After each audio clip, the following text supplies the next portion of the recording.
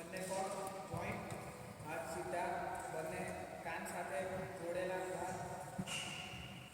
હાથ મૂકીને રોલ કરવાનો છે. અને જ્યારે પણ નાના છોકરાઓને આ રીતે શીખવાડવામાં આવે તો એ લોકોને ખબર નહીં હોય એટલે એ લોકોને કહેવાનું કે પોતાની દાઢીનો ભાગ ચેસ જોડે ટચ કરી દે, કારણ કે આ નીક બહાર કાઢવામાં ત્યારે ઈજા થઈ જાય છે. તો આ રીતે કંટ્રોલ કરવાનું.